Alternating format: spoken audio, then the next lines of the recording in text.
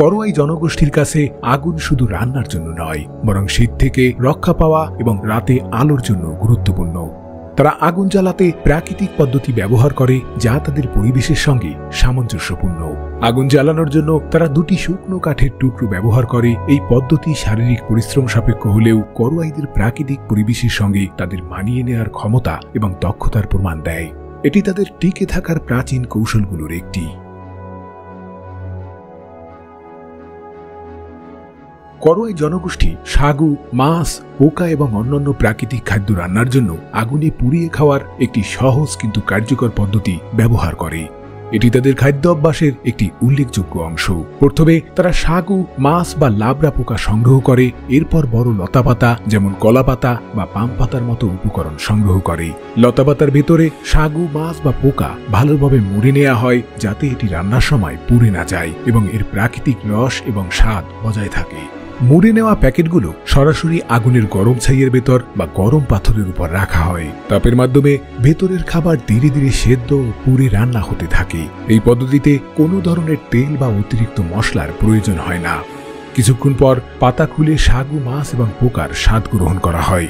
এটি পুষ্টিকর এবং করোয়াইদের জন্য সহজলভ্য একটি খাদ্য। এই পদ্ধতি তাদের প্রাকৃতিক পরিবেশে সহজ ও টেকসই খাদ্য প্রস্তুতির দক্ষতাকে তুলে ধরে।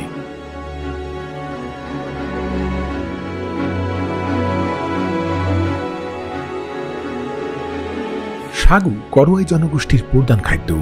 এটি সংগ্রহের কৌশল দীর্ঘ প্রাচীন প্রথার অংশ, যা তারা দক্ষতার সঙ্গে প্রয়োগ করে। প্রথমে করোয়াইরা জঙ্গলের ভেতর উপযুক্ত সাগু গাছ চিহ্নিত করে। সাধারণত তারা বেশি বয়সী এবং মোটা গাছ নির্বাচন করে, কারণ এসব গাছে বেশি পরিমাণ শ্বাস থাকে। ধারালো কুঠাল দিয়ে গাছটিকে কেটে ফেলা হয়। গাছ পড়ে গেলে এরা খোসা ছাড়িয়ে ভেতরের নরম শ্বাস বের করে আনে। এরপর তারা কাঠের সরঞ্জাম ব্যবহার করে শ্বাসটি ছোট ছোট টুকরোতে পরিণত করে। শ্বাসের এই টুকরোগুলো বড় পাত্রে রেখে পানি যোগ করে মেশানো হয়। মিশ্রণটি ভালোভাবে মিশিয়ে তারা বাঁশের চালনি বা কাপড়ের সাহায্যে সেঁকে নেয়। সেঁকানো পদ্ধতিতে সাগুর মার আলাদা হয়ে পাত্রের তলায় জমা হতে থাকে। পরে এই মার শুকিয়ে সাগুর গুঁড়ো তৈরি করা হয়, যা থেকে রুটি, পুডিং এবং সেদ্ধ খাবার প্রস্তুত করা হয়। এই প্রক্রিয়া করোয়াইদের খাদ্য সংগ্রহের প্রাকৃতিক দক্ষতা এবং প্রকৃতির সঙ্গে তাদের সম্পর্কের একটি অনন্য উদাহরণ।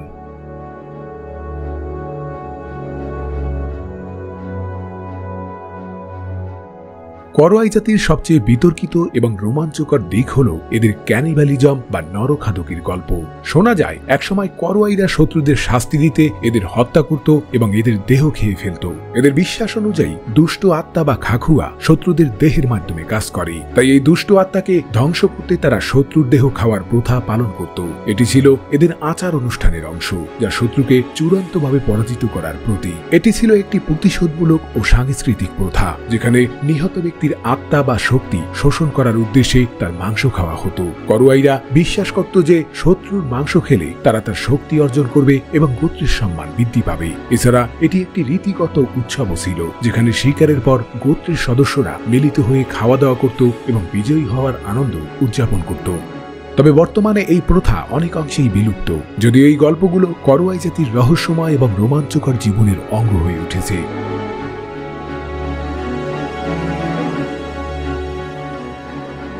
করোয়াই জনগোষ্ঠী শিকারী জীবনধারা অনুসরণ করে এবং তাদের টিকে থাকার জন্য তারা শিকারে বিশেষভাবে দক্ষ। তারা প্রধানত বন্য শূকর, হরিণ, পাখি এবং ছোট প্রাণী শিকার করে। শিকার করোয়াইদের ঐতিহ্যগত জ্ঞান এবং পরিবেশের সঙ্গে তাদের গভীর সম্পর্কের পরিচয় দেয়। তীর, ধনুক তাদের প্রধান শিকারের অস্ত্র। করোয়াইরা বাঁশ, কাঠ এবং শক্ত শিকড় দিয়ে ধনুক তৈরি করে। তীরের মাথায় তারা পাথর বা ধারালো হাড় সংযুক্ত করে, যা সহজেই প্রাণীর চামড়া ভেদ করতে পারে। কিছু তীরে বিষের প্রলেপ লাগানো হয়, যা শিকারের কার্যকারিতা বাড়ায়। রাতে শিকারের জন্য করোয়াইরা বিশেষ কৌশল ব্যবহার করে। তারা মশাল জ্বালিয়ে গভীর জঙ্গলে যায়। মশালের আলোতে প্রাণীদের চোখ চকচক করে ওঠে, যা শিকারীদের সহজে প্রাণী শনাক্ত করতে সহায়তা করে। তারা নিঃশব্দে প্রাণীর দিকে এগিয়ে যায় এবং তীর ছুঁড়ে শিকার করে। করোয়াইদের শিকার শুধু খাদ্য সংগ্রহের জন্য নয়, বরং তাদের সংস্কৃতির অংশ। তাদের এই দক্ষতা প্রজন্ম থেকে প্রজন্মে স্থানান্তরিত হয়, যা তাদের টিকে থাকার মাধ্যম। করোয়াই জনগোষ্ঠীর সমাজে যুদ্ধের ঢাল তৈরি একটা গুরুত্বপূর্ণ ঐতিহ্য। এটি আত্মরক্ষা, শিকার এবং প্রয়োজনে অন্য গোত্রের সঙ্গে লড়াইয়ের জন্য ব্যবহৃত হয়। ঢাল তৈরির রীতি তাদের সংস্কৃতির একটি অবিচ্ছেদ্য অংশ।